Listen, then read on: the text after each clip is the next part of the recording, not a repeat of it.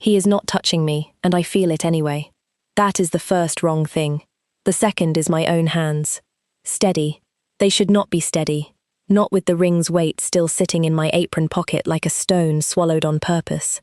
182 years teaches a body how to disappear inside a room, and for the first time in most of a lifetime, someone has walked into one and found me instantly, the way you find a name already known by heart, though there is no memory of ever teaching it to him. If you've ever sat in a room full of people who love you and still felt like the only stranger in it, this story already knows why. The bell over the cafe door does not ring so much as sigh, worn thin from 30 years of hands. 30 years, one bell, the same tired complaint, every time someone pushes through it into the smell of burnt espresso and rain-soaked wool. Salem gets loud around closing. Not with people, with weather. Tonight the rain comes sideways, hammering the window glass until the old panes hum, and only one waitress is left behind the counter, wiping down a machine that does not need wiping, because the manager left an hour ago, and somebody has to look busy until the lease says otherwise. Quiet has always been easier to like than to admit liking. It leaves room for not thinking about how long the same kind of quiet has been rented, city after city, decade folded into decade, a face that never catches up to the years underneath it. The man in the corner booth has been there since 4. His coffee sits untouched. His cup keeps turning a quarter turn, over and over, like a man diffusing something only he can see. The coat is too heavy for the weather, and too fine for this cafe. Dark wool gone dark with rain at the shoulders, and every few minutes his eyes cut to the door like he's counting down from a number he hasn't shared. A water arrives that he never asked for. Some habits outlive the century that taught them. "Thank you," he says, and his voice cracks on the second word, the kind of crack that isn't about thirst. Up close, something about him smells wrong, not unwashed. Wrong the way a held breath is wrong, something underneath skin that wants out and can't find the door. Naming that particular instinct has never once been possible. A whole life has been spent calling it instinct and moving on before it demands a better word. "Can I get you anything else?" His hand grabs the wrist, reaching toward him. Not hard, just fast and certain. The grip of a man who has already decided this is the only chance he gets. Something small and cold presses into an open palm, fingers folded shut around it, before pulling back becomes possible. A ring. Old gold, warm despite the cold of his hand, with a weight that has nothing to do with metal. Guard it with your life. Quiet, not dramatic, the way you'd say something already made peace with. Don't open your hand for anyone, not even yourself. "Sir, I don't, please." His eyes go wet, and something older than fear sits behind them, something closer to grief that's already happened. "You're the only one who can."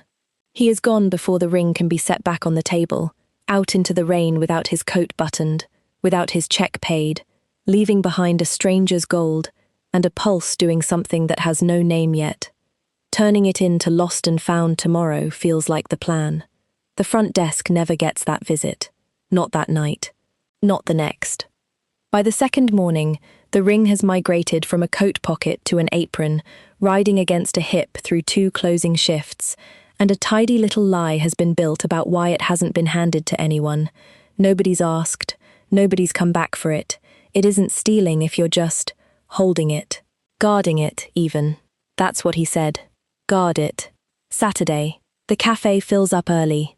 Rain finally broken into a pale, reluctant sun. Coffee is halfway into a regular's cup when the television mounted over the register cuts to a local news anchor, her voice pitched low and careful the way it gets right before something ugly. The words don't register first. The coat does. Dark wool, rain heavy at the shoulders. The same coat that sat in the corner booth 2 nights ago, hanging in scraps around a pole a few streets from here. Finishing the anchor's sentence isn't necessary. The body already knows. The coffee pot tilting too far, hot liquid splashing across the counter, and no flinch comes, no feeling of it landing at all. Around the room, the cafe keeps talking. Someone laughs at something. A spoon clinks against a saucer, like nothing in the world has changed. The pot gets set down before a shaking hand can turn it into evidence. The ring is still in the apron. 2 fingers press against the outside of the fabric, just to check, just to be sure it hasn't gone anywhere, and something tightens in the chest that has no name worth giving it yet. Not grief, exactly. There was never enough time with him to earn grief. Something colder, something that feels like recognition, like a body understood before the mind did that. Whatever he was guarding against didn't stop looking just because he did. The machine gets wiped down again. It still doesn't need it. But the door keeps getting watched anyway. The door doesn't open. Watching it happens anyway. Nothing. That's the story being told internally. A lost and found problem with bad timing. Coats get burned. Men get into trouble that has nothing to do with the girl who poured their water. The voice used for closing checklists says it. Flat. Procedural. The voice that gets a person through a double without falling apart in the walk-in freezer, and believing it lasts exactly as long as the saying of it. The cream gets restocked. The same 6 inches of counter get wiped until the rag goes from damp to dry to damp again. Idle hands find their way to the apron pocket, checking the ring's outline through the fabric like it might have grown legs and walked off during the breakfast rush. It hasn't. It's exactly where it was. That doesn't stop the checking. The bell sighs.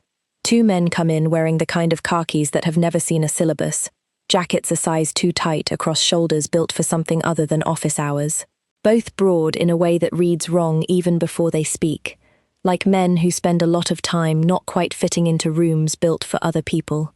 One has a beard he hasn't finished growing in. The other keeps flexing his jaw, slow, like he's working out a stiffness that has nothing to do with sleep. Neither looks at the menu board. Both look at the waitress. Ella Johansson, the bearded one, says the name like he's reading it off something, not asking, just confirming a delivery's arrived at the right address. You're in Professor Okonkwo Lindquist's Thursday seminar, Systems Theory.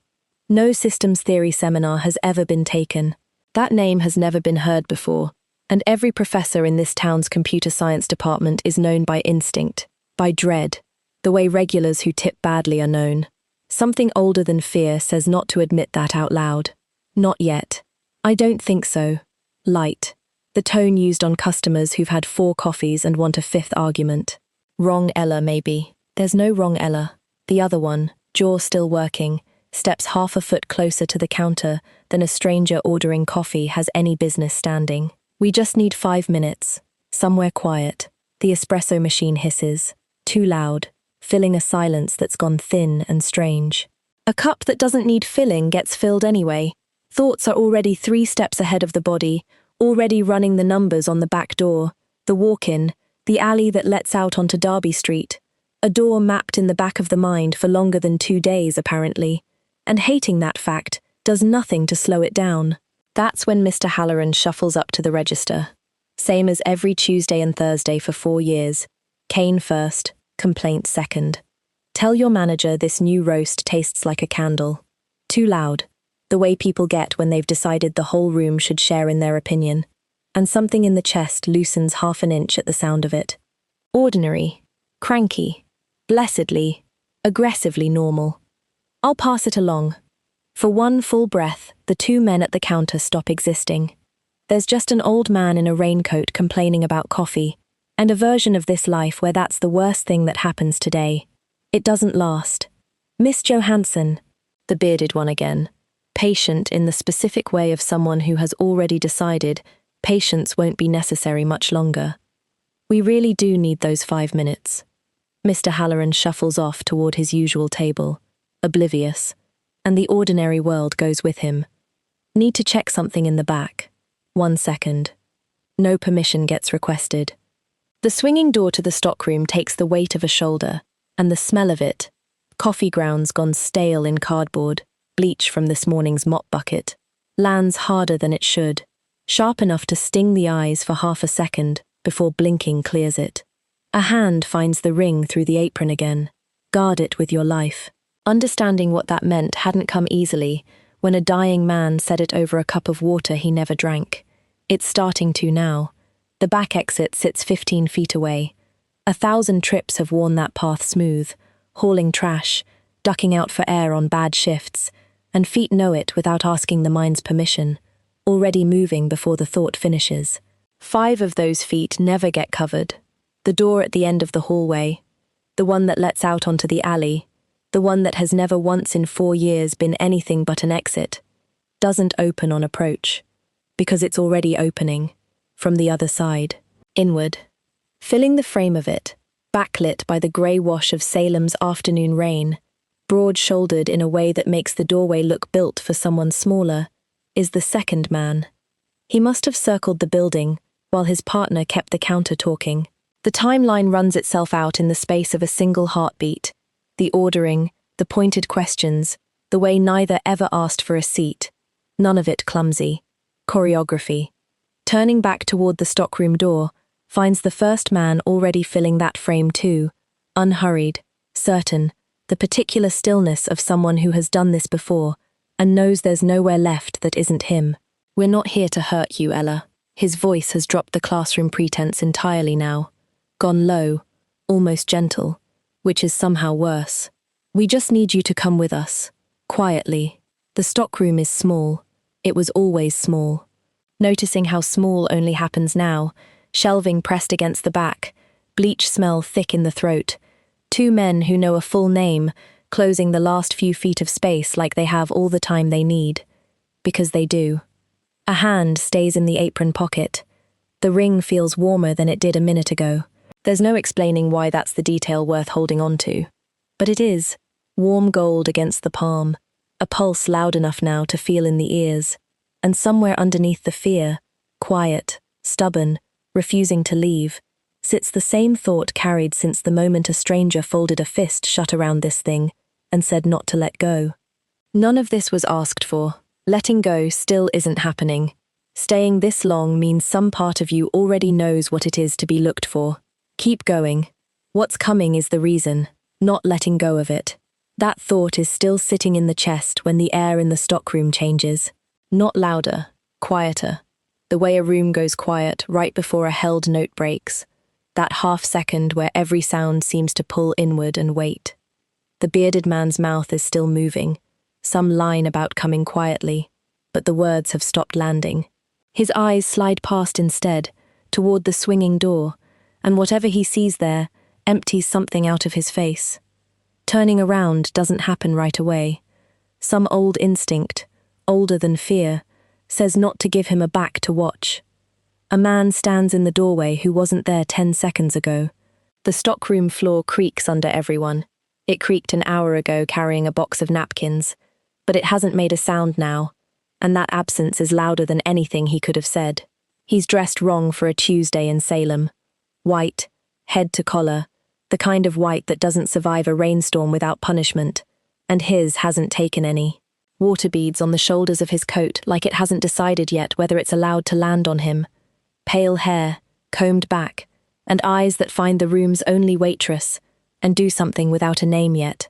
Not surprise. Recognition. The way a photograph gets looked at after so long carrying it, that forgetting became possible. The 2 men at the back go still in a way that has nothing to do with manners. Gentlemen! His voice isn't loud. It doesn't need to be. It moves through the small room, the way cold moves through a house with the heat off, into every corner at once. You're in the wrong establishment. This isn't your business. The jaw-working one, and there's a tremor under the words now that wasn't there a minute ago. She is my business. He hasn't moved from the doorway, hasn't needed to, has been for longer than either of you have existed. Nobody in this room is breathing the way people breathe when nothing is wrong.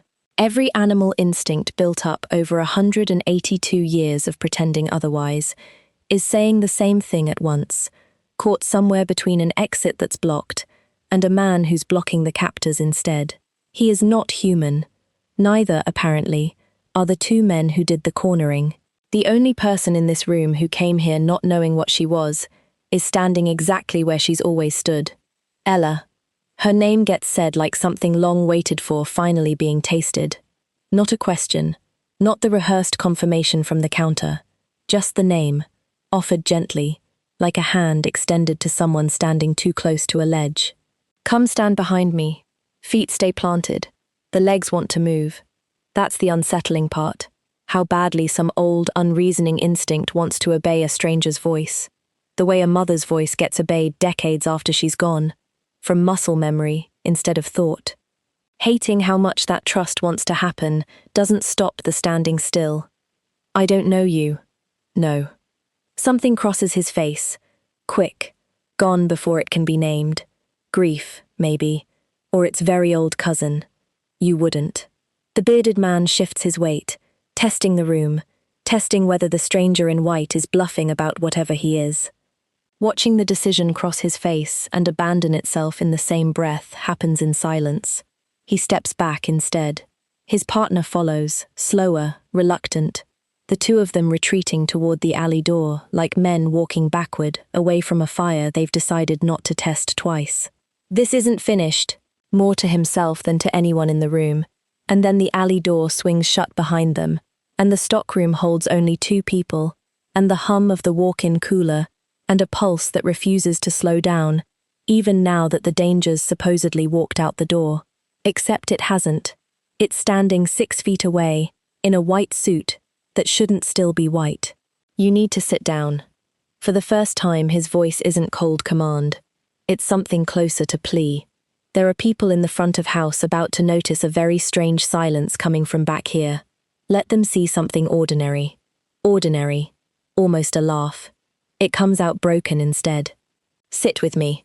A nod toward the swinging door, toward the cafe floor, toward Mr. Halloran and his bad coffee, and a whole fragile normal life built brick by brick, specifically so nothing like this could ever happen inside it. Let them think I'm your father. It's the fastest lie that keeps you breathing.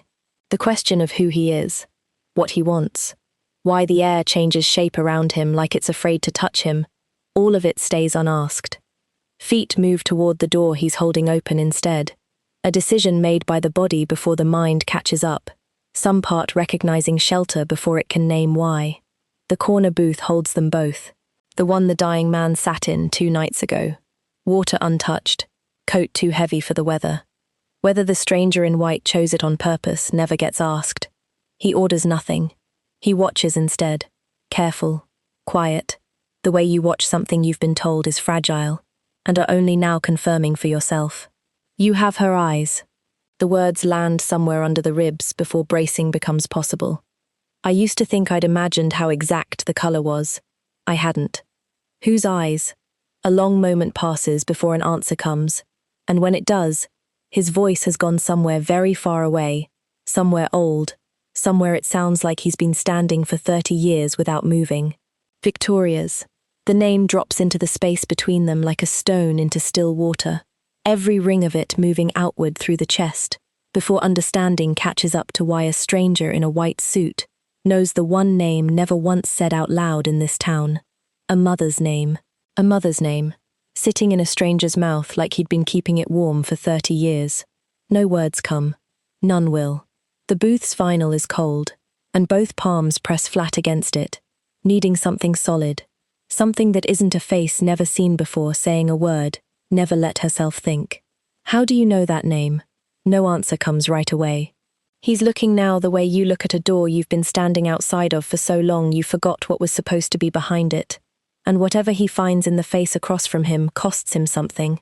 Watching it cost him something happens in silence.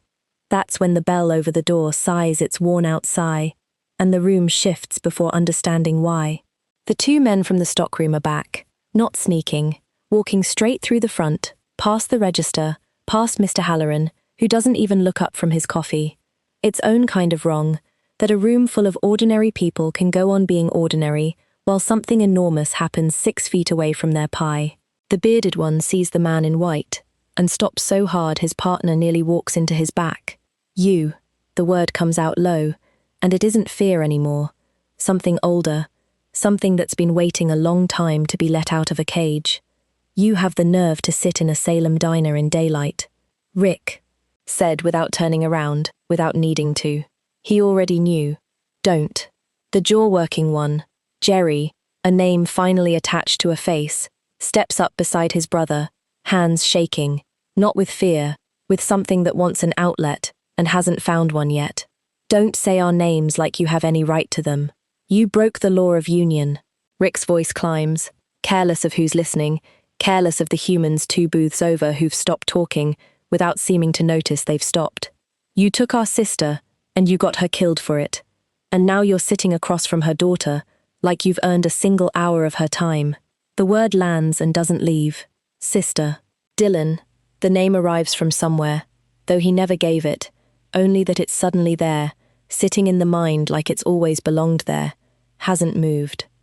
His jaw has gone tight enough to shift the line of his whole face, but his eyes stay on his own folded hands, like a man absorbing a verdict he already knew was coming. 30 years. Jerry. Quieter now. Worse for it. 30 years we didn't know if she was alive. If you'd hidden her. If you'd let our own family raise her, instead of leaving her to strangers who didn't know what she was. I did what kept her breathing. Dylan's voice comes out low, controlled in the specific way of a man holding something back with both hands. You weren't there to argue with the choice, because you made sure of that. Rick's hand comes down on the table, not hard but final, the coffee cup rattling in its saucer. You murdered our way to her. The cafe has gone very quiet in a way that has nothing to do with respect. Every human in the room has stopped moving mid-motion, a woman's spoon suspended over her cup. Mr. Halloran's mouth open around a word he never finished. The ordinary world put on pause without anyone's permission. Somehow, somewhen, in the last 30 seconds. Stop. The word comes out unbidden, small, then louder. Stop talking about me like I'm not sitting right here. All three men look over at once, and the weight of it lands hard. 3 grown men, 3 claims on one life, 3 versions of who she's supposed to be, pressing in from every side of the booth like the walls have started moving inward. But Dylan's eyes are different from the other two. Rick and Jerry look and see a battlefield, a grievance, a name to fight over. Dylan looks and actually sees the particular quiet of someone searching a face for every year he missed, and for one full breath, the shouting doesn't matter. The frozen cafe doesn't matter. Only the specific ache of being seen by someone who's clearly been looking for a very long time. That breath doesn't last. Something under the skin catches fire.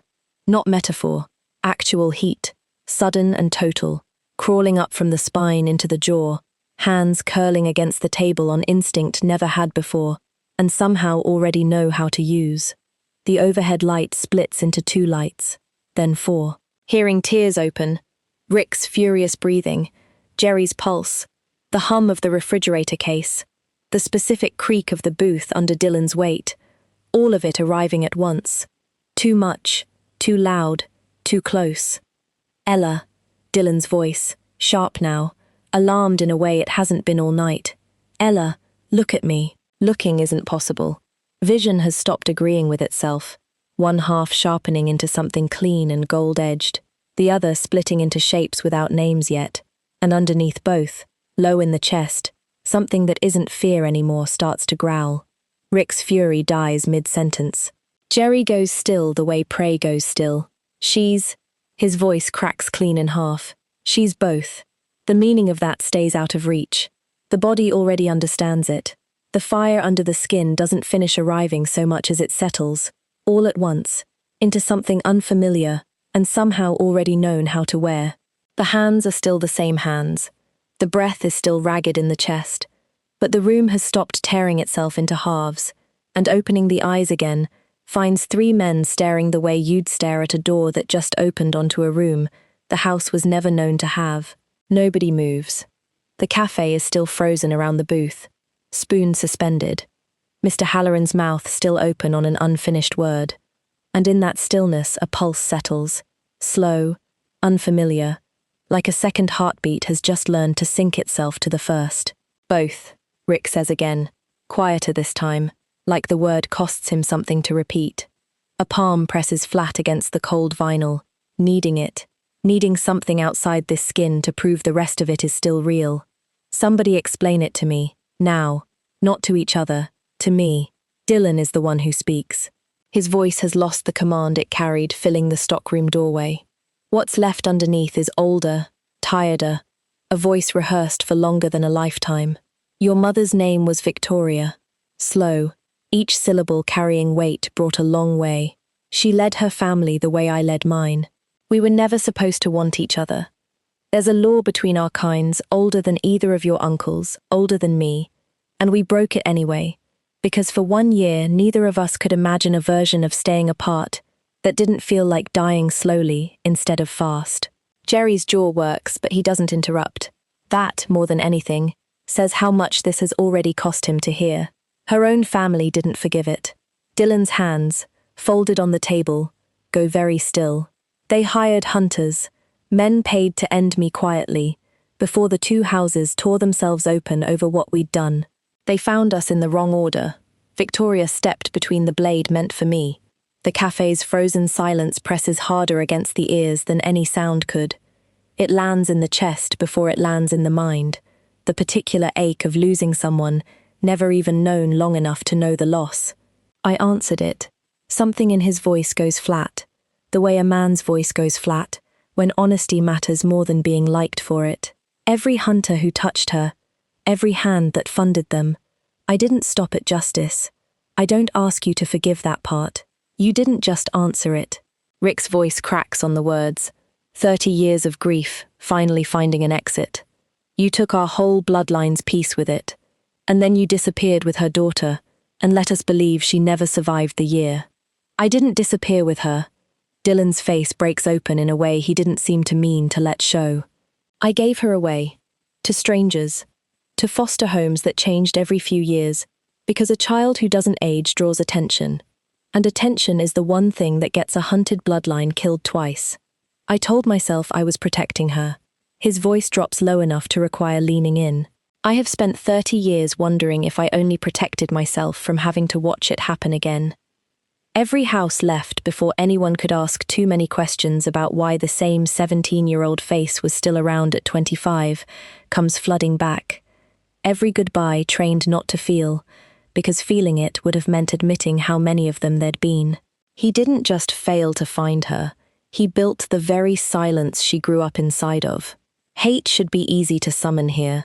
Instead, only the exhausted recognition of a decision made by someone who'd already lost everything else he loved once, and couldn't survive doing the arithmetic twice. Rick moves first. 3 steps cross the frozen café, and a knee lowers to the checkered floor, careless of the humans locked mid-motion around them, careless of anything except the face across the booth. We didn't come here for you. His voice has gone rough in a different direction now. No more fury in it, only a grief that's finally found somewhere honest to land. We came for a debt. We didn't know we'd find our sister's daughter instead. Jerry kneels beside him without a word. 2 grown men, broad enough to fill a doorway, kneeling on a diner floor in front of a girl who was pouring their coffee an hour ago, and something gives way in the chest that has nothing to do with fire, or fangs or claws. The ring. The words arrive before deciding to say them. A hand already moving to the apron pocket. The man who gave it to me. He said guard it with your life. He never told me why. Dylan's eyes go to the shape of that hand against the fabric, and something in his face changes. Gentle now, almost reverent.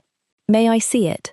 The ring lands on the table between them, old gold, warm the way it was warm in a dying stranger's hand 2 nights ago. Dylan turns it once under the light, and recognition crosses his face, the way it must have crossed her own, watching that news broadcast. Sudden, complete, too large to hold still inside. This was hers. His voice comes out unsteady for the first time all night. Victoria's seal.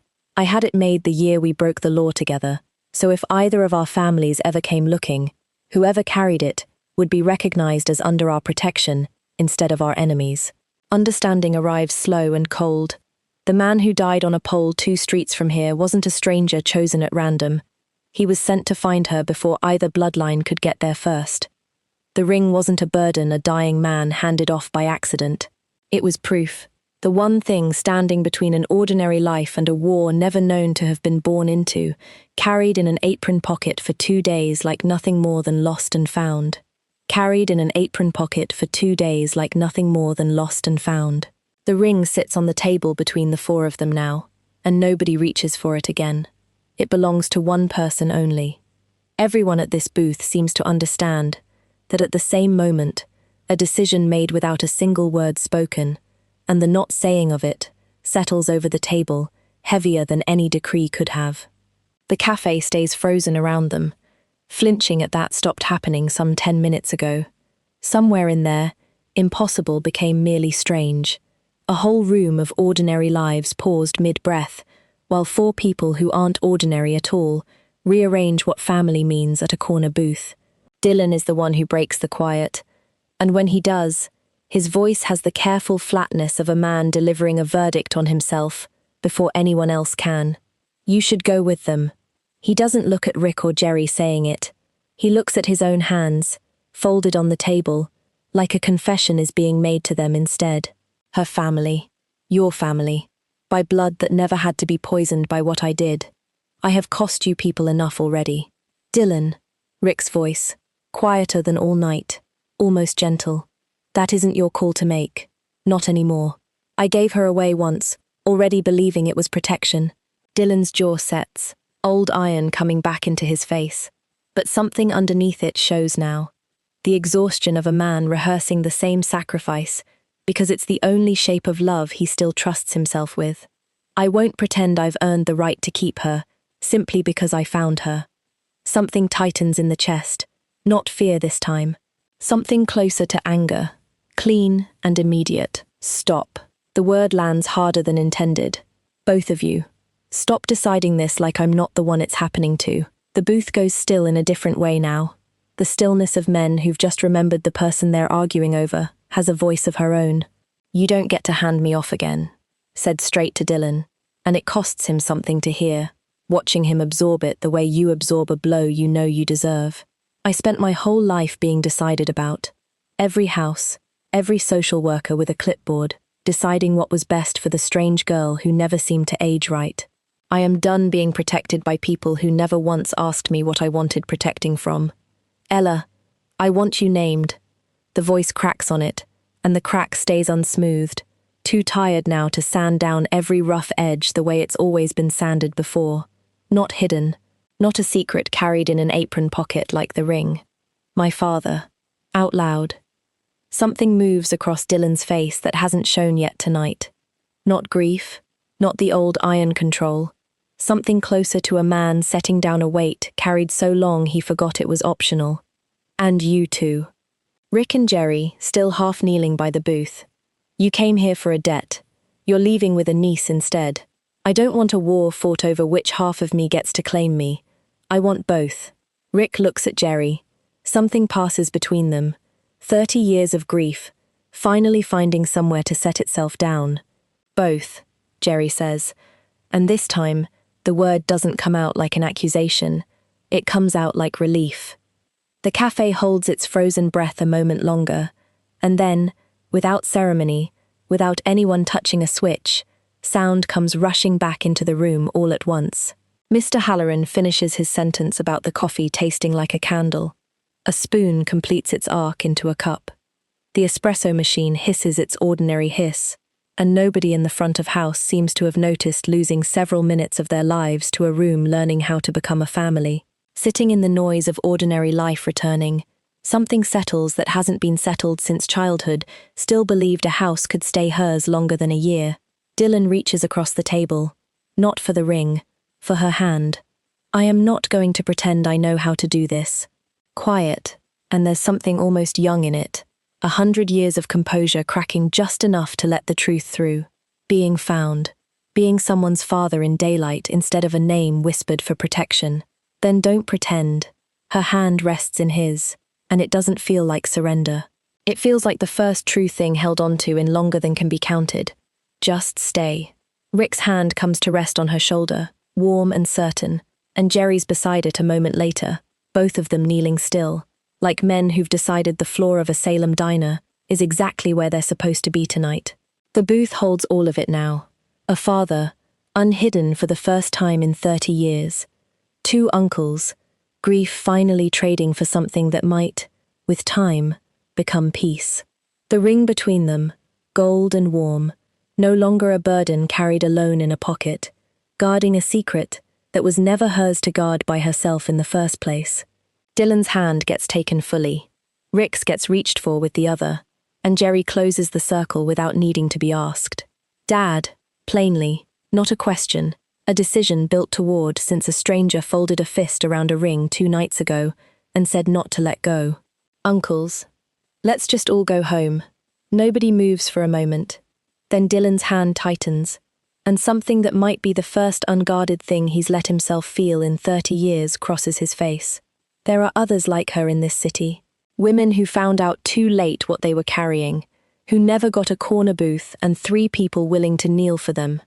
Not all of them get to say the word home and mean it. If tonight found something true in you, you already know where the rest of us gather.